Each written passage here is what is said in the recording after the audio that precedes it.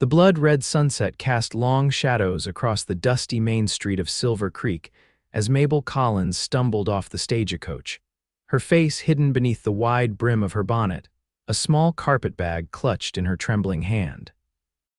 Her split lip had finally stopped bleeding, but the bruise on her cheek still throbbed with each heartbeat.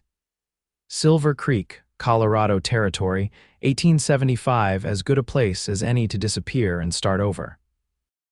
Mabel had fled Denver in the dead of night, leaving behind a life of pain and degradation at the hands of her late husband's brother.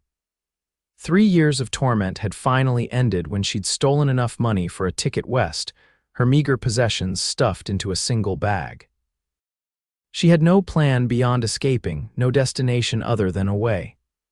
The stagecoach driver tossed down her second bag, nodded curtly, and climbed back onto his perch. The horses snorted impatiently as the few other passengers disembarked. No one paid Mabel any mind as she struggled to pick up her second bag with hands raw from scrubbing floors. "Town's got one hotel, miss, down at the end of the street," the driver called down before cracking his whip. The stagecoach lurched forward, leaving Mabel in a cloud of dust. She coughed and adjusted her grip on her bags, straightening her shoulders despite the pain that shot through her body. 3 broken ribs hadn't fully healed yet. The street stretched before her, lined with wooden buildings, a general store, saloon, blacksmith, and other businesses typical of a frontier town. At the far end stood a 2-story structure with a sign declaring it the Silver Creek Hotel. Mabel took one tentative step forward when the heel of her worn boot caught in a rut. She stumbled, her carpetbag tumbling from her grasp. As she bent to retrieve it, a wave of dizziness washed over her. She hadn't eaten since the previous morning, and the long journey had taken its toll. "Whoa there, madam, let me help you with that." The deep voice startled her, and Mabel instinctively shrank back, raising an arm to protect her face, a reflex born from years of beatings. When no blow came, she slowly lowered her arm to see a tall man standing before her. His face was partially shadowed by a wide-brimmed hat, but she could make out a strong jaw covered in several days' worth of stubble. The stranger bent down and picked up her carpetbag. "You look like you could use a hand," he said, his voice gentler now, "and maybe a hot meal." Mabel took another step back, clutching her remaining bag to her chest like a shield. "I don't need charity," she whispered, though her stomach betrayed her with a loud rumble. The man's eyes a striking blue that reminded her of the summer sky crinkled at the corners as he smiled. "It's not charity to help a lady in need. Besides, I own the livery at the edge of town. Got a small place behind it with an extra room. Beats paying for that overpriced hotel." When she didn't respond, he added, "Name's Thomas Tanner. Most folks call me Tucker." Mabel hesitated, years of caution warring with desperation. "Why would you help a stranger?" Tucker shrugged broad shoulders beneath a worn leather vest. "Maybe I believe in giving folks a fair chance. Something tells me you haven't had many of those." His gaze flickered briefly to the fading bruise on her cheek, but he said nothing about it. Instead, he gestured toward the end of the street. "I was just heading back to the livery. You're welcome to come along, get some rest, some food in your belly, no strings attached." Mabel knew better than to trust a man's promises. Her late husband had seemed kind once too before the drinking started, and his brother had been even worse. Yet there was something in Tucker's eyes, a steadiness, an absence of the cruel glint she'd learned to recognize. "I have money," she said defensively. "I can pay for a room." Tucker shifted his weight, adjusting his grip on her bag. "Never said you couldn't, but my offer stands. Clean room, hot meal, and if you decide to move on tomorrow, that's your choice." The sun was sinking lower, casting the street in deepening shadows. Mabel knew she should refuse, should make her way to the hotel where there would be other people around. But the thought of a quiet room away from prying eyes was tempting. And her funds would last longer if she didn't have to pay hotel rates. Tucker seemed to sense her indecision. "Tell you what," he said, taking a step back to give her space. "I'll walk you to the hotel if that's where you'd rather stay, no hard feelings." The unexpected consideration in his offer loosened something tight in Mabel's chest. Maybe, just maybe, this man was different. She began, then swallowed hard. I would appreciate a meal and a room for the night." Tucker nodded, his expression carefully neutral, though his eyes held a warmth that made Mabel's cheeks flush. He lifted her carpetbag and said the words that would change her life forever. "You'll stay with me then, at least until you figure out your next move." The walk to Tucker's livery stable took them away from the main street, down a quieter lane lined with cottonwood trees. Mabel followed a few steps behind, alert for any sign that she'd made a terrible mistake. But Tucker maintained a respectful distance, occasionally pointing out buildings or telling her bits about the town. "Silver Creek's growing fast," he explained. "Mining camp 10 years ago, proper town now, got a schoolhouse last year, even talk of a railroad spur coming through." The livery stable was larger than Mabel had expected, with a wide yard and several corrals. The sweet smell of hay mingled with the earthier scent of horses and leather. Behind the main stable stood a modest cabin, its windows glowing with welcoming lamplight. "My sister's probably got supper ready," Tucker said, noticing Mabel's surprise. "Didn't mention her before, did I? Teresa lives here too, runs the house while I handle the horses." Relief flooded through Mabel. The presence of another woman made Tucker's offer considerably less worrisome. As they approached the cabin, the door swung open to reveal a woman in her mid-20s, her dark hair pulled back in a practical bun. She wore a simple blue dress with an apron tied around her waist. "Tucker, you're late again." "I swear the stew's going to." Teresa stopped short when she spotted Mabel. Her eyebrows rose, but her expression quickly shifted to a warm smile. "Well, hello there. My brother didn't mention we'd have company." "This is Miss," Tucker began, then realized he hadn't asked Mabel's name. "Collins," Mabel supplied quietly. "Mabel Collins." Teresa wiped her hands on her apron and stepped aside. "Well, Miss Collins, you're just in time for supper. Come in before it gets cold." The cabin's interior was simple but comfortable, a main room with a cooking area, a sturdy wooden table, and several chairs gathered around a stone fireplace. 2 doors led off the main room, presumably to bedrooms. Everything was neat and clean, with colorful quilts and curtains adding touches of warmth. "Miss Collins will be staying with us for a bit," Tucker explained as he set Mabel's bags near the door. "She just arrived on the afternoon stage." Teresa gave her brother a quick, questioning look but nodded. "Of course, you can have my room, Miss Collins. I'll bunk with my brother." "Oh, I couldn't possibly," Mabel protested. "Nonsense," Teresa interrupted firmly. "You look dead on your feet. Besides, it's just for tonight, right?" Mabel nodded, though she wasn't entirely sure where she would go tomorrow. She'd chosen Silver Creek almost at random, having no connections or prospects in the town. Teresa gestured to the table. "Sit, eat, then we can talk about tomorrow." The meal was simple venison stew, cornbread, and strong coffee, but to Mabel it tasted like heaven. She ate slowly, careful not to make herself sick after going so long without food. Teresa kept the conversation flowing, telling stories about the town and its inhabitants, while Tucker mostly listened, his eyes occasionally drifting to Mabel.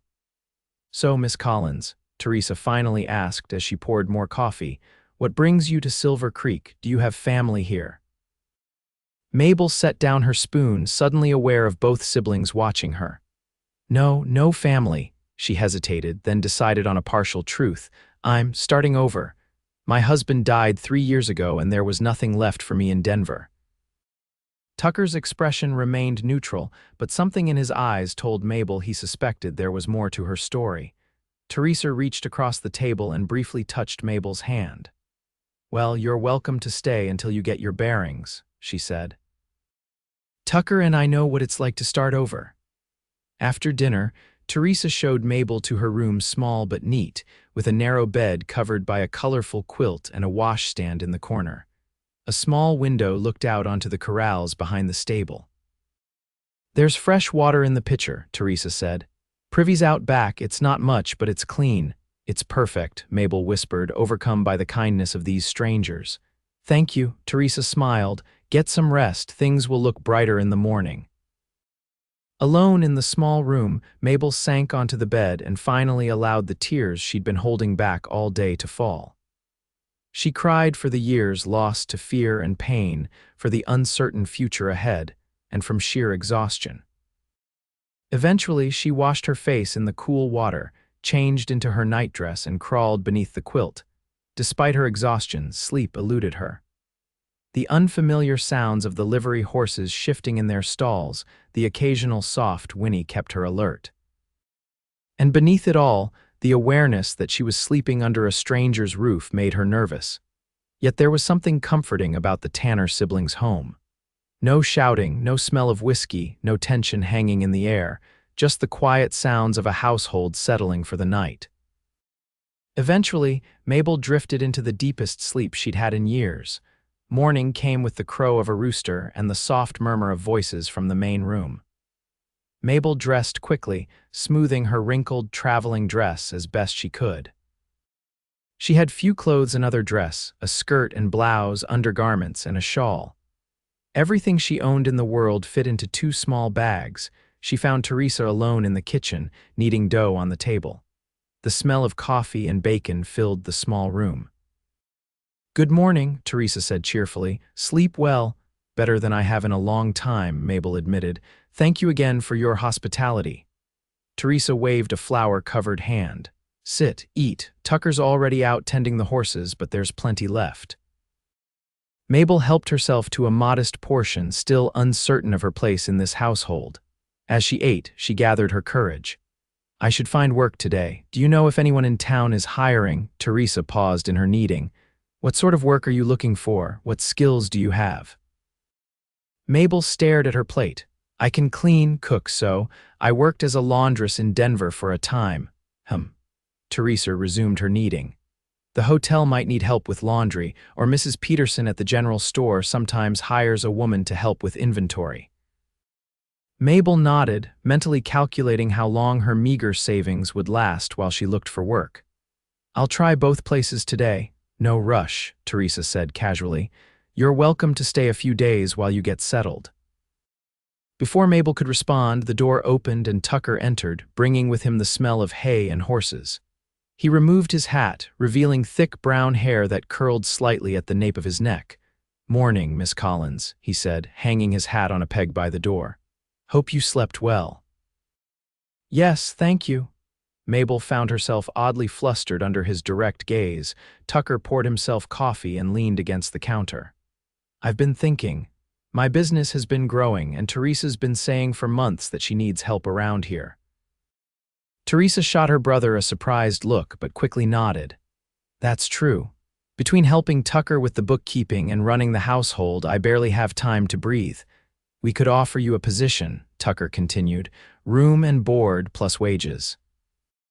Nothing fancy, but it would give you time to get your feet under you." Mabel blinked, caught off guard by the offer. I don't know what to say." "Say yes," Teresa urged. "I could use another woman's company around here, and Tucker's hopeless with the accounts." Tucker rolled his eyes at his sister but didn't contradict her. "It's your choice, of course, but the offer's genuine." Mabel considered their faces, searching for any sign of deception. Finding none, she still hesitated. "Why would you do this for someone you just met?" Tucker set down his coffee cup. "Everyone deserves a chance, Miss Collins. Someone once gave Teresa and me a chance when we needed it most. I'm just passing along the favor." There was a story there, Mabel sensed, but neither sibling seemed inclined to share it yet. She thought about the alternatives: renting a room she could barely afford, searching for work in a town where she knew no one, living in constant fear that her brother-in-law might somehow find her. "I accept," she said softly. "Thank you." Tucker nodded, a small smile playing at the corners of his mouth. "Good. We'll sort out the details later. For now, why don't you get settled?" The next few days passed in a blur as Mabel adjusted to life at the Tanner livery. Teresa showed her the routines of the household, where supplies were kept, when meals were served, how the accounts were organized. Tucker was often busy with customers, trading or selling horses, shoeing, or repairing tack. Mabel learned that the Tanners had come to Silver Creek 5 years earlier, buying the run-down livery with money Tucker had saved working as a ranch hand. Through hard work and fair dealing, they'd built a respectable business. What Teresa didn't explain and Mabel didn't ask about was the absence of parents or other family. There seemed to be an unspoken agreement between the siblings not to discuss their past, a boundary Mabel respected. She had her own secrets, after all. By the end of her first week in Silver Creek, Mabel had settled into a comfortable routine. She helped Teresa with meals and household chores, organized the livery's accounts, which were indeed in desperate need of attention, and occasionally assisted customers when both Tanners were busy. Tucker remained respectful and distant, though Mabel sometimes caught him watching her with an expression she couldn't quite decipher. Unlike other men she'd known, he never raised his voice, never made inappropriate comments, never touched her without permission. His quiet presence gradually became a comfort rather than a threat. It was on a warm afternoon in late May when Mabel's tentative peace was shattered. She was hanging laundry in the yard behind the cabin when a man's voice called from the front of the livery. "Hello, anyone home?" "I'm looking for a woman." The voice, rough, slurred with drink even in the early afternoon, sent ice through Mabel's veins. It wasn't her brother-in-law, but it carried the same menace, the same entitlement that had colored his speech. Tucker emerged from the stable, wiping his hands on a rag. "Can I help you?" Mabel moved closer to the corner of the cabin, hidden from view but able to hear the exchange. "Heard you got a woman staying here," the man said. "Pretty thing got off the stage last week. I'm looking for companionship." Tucker's voice remained level, but Mabel could hear the steel beneath. "You've got the wrong place. This is a livery, not a brothel. Don't play dumb," the man sneered. "Town's talking about her, living with a man she ain't married to. We all know what that means." "I think you should leave," Tucker said quietly. A tense silence followed. Then the man laughed, an ugly sound. "Have it your way, but tell your housekeeper that Jed Morgan's interested in her services when she gets tired of mucking out stalls." Heavy footsteps retreated, followed by the sounds of a horse being mounted and ridden away. Mabel leaned against the cabin wall, trembling, tears threatening to spill. "Mabel?" Tucker's voice was gentle as he came around the corner. He stopped when he saw her face. "You heard that?" It wasn't a question. Mabel nodded, wrapping her arms around herself. "I should leave. I'm causing trouble for you." Tucker shook his head firmly. "You're not going anywhere unless you want to. Morgan's a drunk and a troublemaker. No one respects him, but the town is talking," Mabel whispered. "About me, about us. People always talk," Tucker said with a shrug. "Doesn't make it true." He hesitated, then added more softly, "Unless you're uncomfortable here, if you want to leave, I won't stop you." Mabel looked up at him, at the genuine concern in his eyes, so different from the possessive glares she'd endured for years. "I don't want to leave," she admitted. "I feel safe here." Something flickered in Tucker's expression, relief perhaps, or something deeper. He nodded once. "Then you stay. And don't worry about Morgan or anyone else. Teresa and I can handle them." That evening, as they sat around the table for supper, Teresa announced that the town's Founders' Day celebration would be held the following weekend. "There'll be a dance in the evening," she said, a mischievous glint in her eye. "You should come with us, Mabel." Mabel shook her head quickly. "I don't think that would be wise after what happened today." Teresa frowned. "What happened today?" Tucker briefly explained Morgan's visit. Teresa's face darkened with anger. "That settles it," she declared. "You're definitely coming to the dance. We can't let people like Morgan dictate how we live." "Teresa's right," Tucker said, surprising Mabel. "Hiding will only make people talk more. If you come to the dance as our friend, head held high, it'll quiet most of the gossip." Mabel wasn't convinced, but she couldn't deny the logic. And a small part of her, a part she thought had died years ago, was excited at the prospect of an evening of music and celebration. "I don't have anything suitable to wear," she protested weakly. Teresa grinned. "I've been saving fabric for a new dress. We're about the same size. We can start on it tomorrow," and so it was decided. Over the next few days, Mabel and Teresa worked on their dresses in the evenings after chores were done. Teresa's was a deep green that complemented her dark hair, while Mabel's was a soft blue that, Teresa insisted, brought out the gold flecks in her brown eyes. Tucker watched their preparations with amusement, though Mabel noticed his gaze lingering on her more frequently as the day of the dance approached. She found herself wondering what he would wear, how it would feel to dance with him, thoughts that both thrilled and frightened her. It had been so long since she'd allowed herself to see a man as anything but a potential threat. The night of the dance arrived clear and warm. The town hall had been decorated with paper lanterns and wildflowers, and a small band played lively tunes. Nearly everyone in Silver Creek had turned out, dressed in their finest clothes, eager for an evening of entertainment. Mabel hesitated at the entrance, suddenly afraid. What if Morgan was there? What if people stared or whispered behind their hands? As if sensing her thoughts, Tucker offered his arm. "Ready, Miss Collins?" His steadiness calmed her racing heart. Mabel placed her hand on his arm and nodded. "Ready, Mr. Tanner." They entered together, Teresa following behind. As Mabel had feared, heads turned, conversations paused. But then Mrs. Peterson from the general store approached with a warm smile. "Miss Collins, so lovely to see you. That dress is absolutely beautiful." Others followed, introducing themselves, welcoming her to Silver Creek.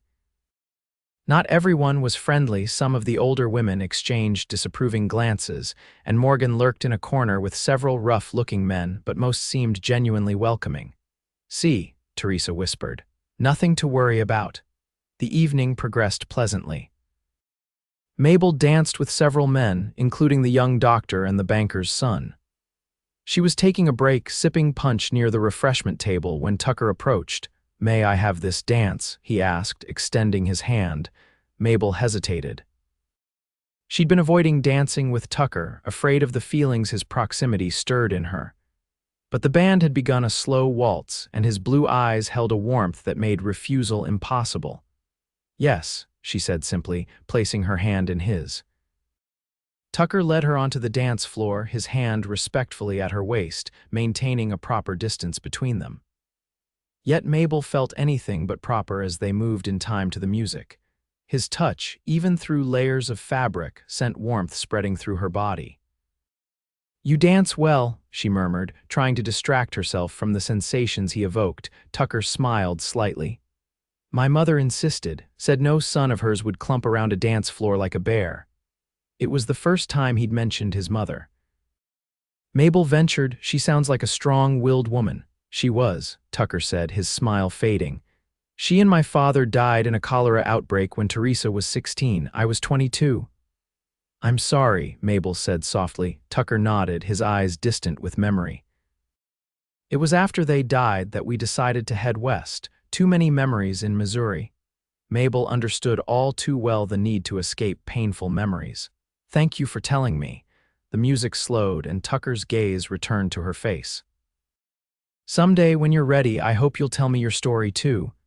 The dance ended before Mabel could respond. As Tucker escorted her back to the refreshment table, Jed Morgan stumbled into their path, reeking of whiskey. Well, he slurred. "The mysterious Miss Collins. Saving all your best dances for your employer." Tucker's hand tightened on Mabel's arm. "Move along, Morgan." Morgan ignored him, leering at Mabel. "How about a dance with me, sweetheart? I bet I could show you a better time than this horse trader." Before either could respond, Teresa appeared at Mabel's other side. "There you are. Mrs. Wilson was just asking about your beautiful needlework, Mabel."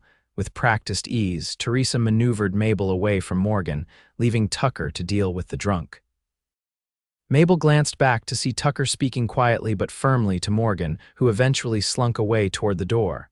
"Don't mind him," Teresa murmured. "He tries this with every new woman in town," but Mabel couldn't shake the encounter so easily.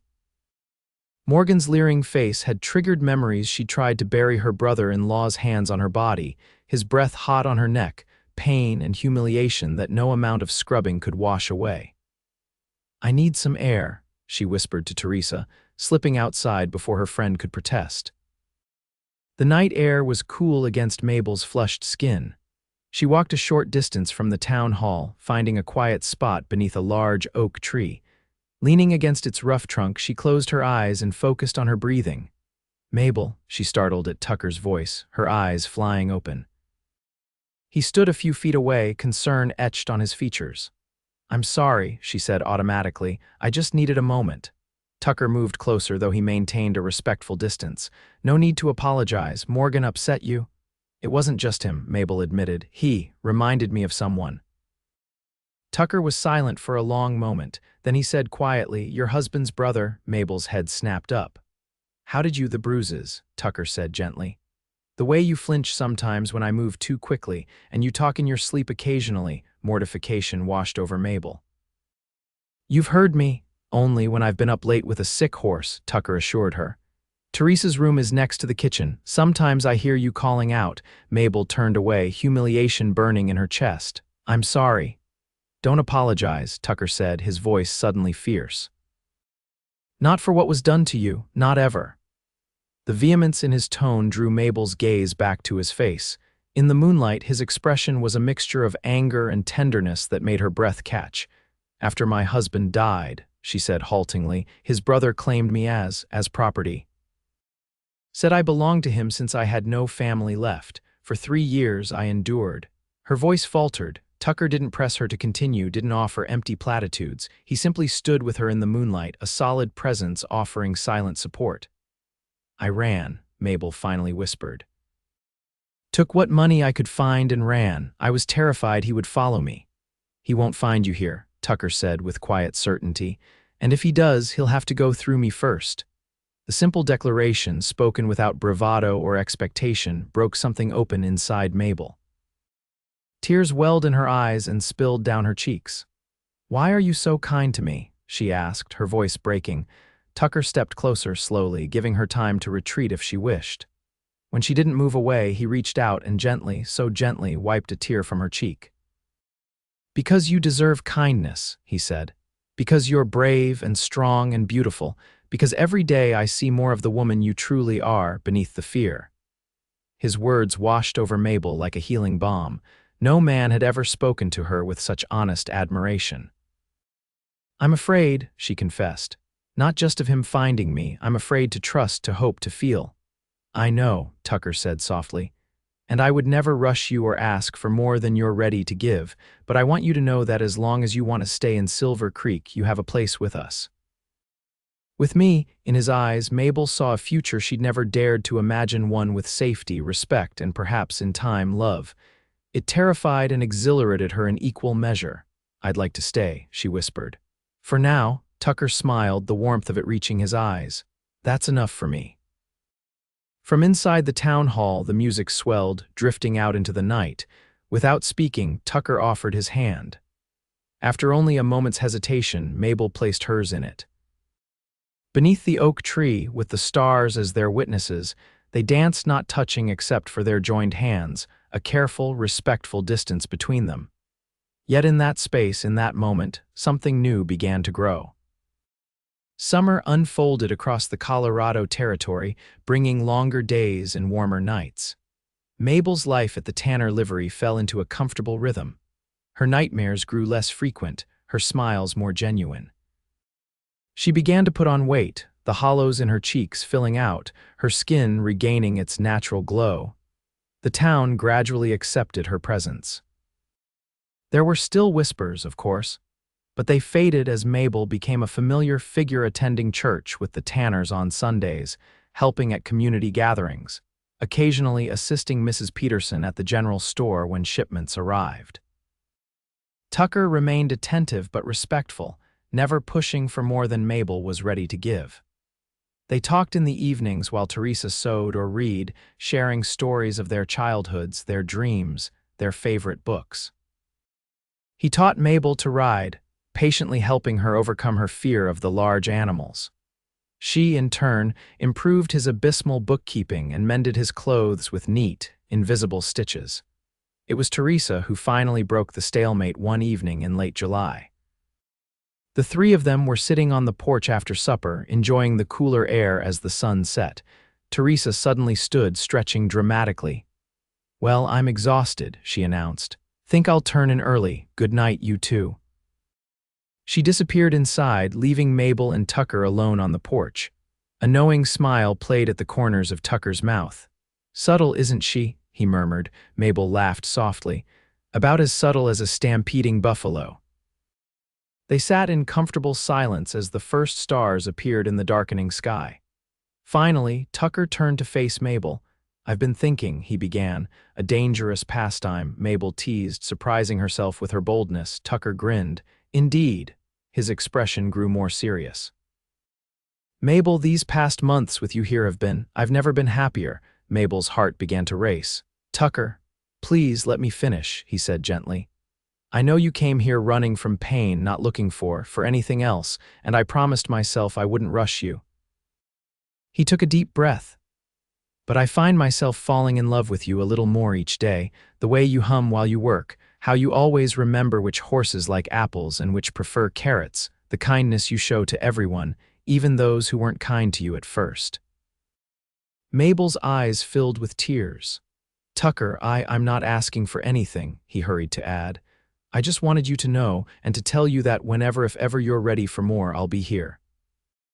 In the quiet that followed his declaration, Mabel contemplated the man before her, his steady blue eyes, the strength in his hands, the gentleness in his voice. She thought of all the small kindnesses he'd shown her, the respect he'd given her, the space he'd allowed her to heal. I was so broken when I came here, she finally said. I didn't think I could ever trust a man again, ever feel safe again. Tucker nodded, his expression carefully neutral, though Mabel could see the hope he was trying to contain. But you never treated me like I was broken, she continued. You saw strength in me when I couldn't see it in myself. You gave me time, space, respect. She took a shaky breath. And somewhere along the way, I started to feel again, to hope again. Slowly, deliberately, Mabel reached out and took Tucker's hand in hers. I'm not fully healed yet. I don't know if I ever will be, but I do know that I want to continue healing here with you. Because I'm falling in love with you too, Tucker Tanner. The joy that spread across Tucker's face was like sunrise breaking over the mountains. He lifted her hand to his lips and pressed a gentle kiss to her knuckles. That's all I could ask for, he whispered. In the days that followed, their relationship shifted subtly. Tucker would take her hand as they walked into town, press a gentle kiss to her forehead when they parted for the day. Mabel found herself leaning into his touch rather than flinching from it, seeking his company in quiet moments. Teresa watched their blossoming romance with undisguised glee. About time, she declared when Tucker officially asked Mabel to accompany him to the harvest dance in September. I was beginning to think I'd have to lock you two in the tack room. The dance was different from the Founders' Day celebration. This time, Mabel entered the town hall with her head high, her hand firmly in Tucker's, no fear in her heart. They danced every dance together, ignoring the raised eyebrows of some of the older residents.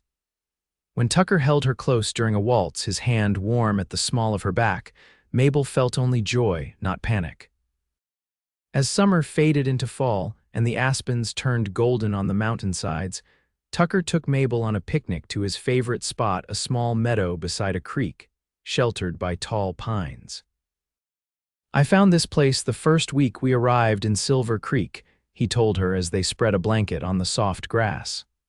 I come here when I need to think. They ate the lunch Teresa had packed: fried chicken, biscuits, apple pie, and talked of simple things. The mare about to foal, the roof that needed patching before winter, the letter Teresa had received from a friend back east. After they'd eaten, Tucker grew uncharacteristically quiet, fidgeting with the edge of the blanket. Mabel waited, sensing he had something important to say. Finally, he reached into his pocket and withdrew a small object. I've been carrying this around for 2 weeks, waiting for the right moment. He opened his palm to reveal a simple gold ring with a small pearl set in the center. It was my mother's, he explained. She gave it to me before she died, said to save it for the woman who would make me as happy as my father made her. Mabel's breath caught in her throat as Tucker slid off the blanket and onto one knee before her. Mabel Collins, I love you. I think I started falling in love with you the moment you stepped off that stagecoach, bruised but unbroken. I promise to spend the rest of my life keeping you safe, making you happy, and showing you every day how precious you are to me. Will you marry me? Tears blurred Mabel's vision as she looked at this man who had taught her to trust again, to hope again, to love again. The answer rose from her heart, clear and certain. Yes, she whispered. Yes, Tucker Tanner, I will marry you. Tucker's hands trembled slightly as he slipped the ring onto her finger. It fit perfectly, as if it had been made for her. He rose and pulled her gently to her feet, cupping her face in his hands with infinite tenderness. "May I kiss you?" he asked, his voice rough with emotion. Mabel nodded, her heart racing not with fear but with anticipation. Tucker lowered his head slowly, giving her time to change her mind. But Mabel had no doubts as his lips met hers in a kiss that felt like coming home. They were married on a crisp October morning in the small church on the edge of town. Teresa stood as Mabel's witness, beaming with joy. Mrs. Peterson had helped Mabel sew a simple white dress with lace at the collar and cuffs. Tucker wore a new suit, his hair neatly combed, his eyes never leaving Mabel's face as they spoke their vows. The town turned out for the celebration afterward, even those who had initially disapproved of Mabel's presence. The school teacher played the piano while children scattered flower petals around the couple's feet. There was dancing and laughter and so much food that the tables groaned under the weight of it. As evening fell, Tucker led his bride home, not to the small cabin behind the livery, but to a new house he and several friends had built on a piece of land adjacent to the livery. It was a simple structure with a large front porch, 2 bedrooms, and a kitchen with an actual cast iron stove instead of the open hearth they'd used in the cabin. "Teresa will keep the cabin," Tucker explained as he carried Mabel over the threshold. "She said we need our privacy." Mabel blushed at the implication but felt no fear. This was Tucker, her husband now, the man who had shown her nothing but respect and kindness since the day they met. Later, as they lay together in the quiet darkness of their new home, Mabel rested her head on Tucker's chest, listening to the steady beat of his heart. "Thank you," she whispered. Tucker's arms tightened around her. "For what?" "For taking my bag that day, for saying you'll stay with me. For giving me a chance at a new life." Tucker pressed a kiss to her forehead. "Thank you for being brave enough to take that chance, for trusting me, for loving me." Outside their window, the stars shone down on Silver Creek, on the livery where a frightened woman had found refuge, on the new home where she would build a future with the man who had shown her that not all men were cruel, that love could be gentle and healing. Mabel Collins Tanner closed her eyes, safe in her husband's arms, at peace at last. She had walked away from cruelty forever, and in doing so, had walked into a love she had never dreamed possible.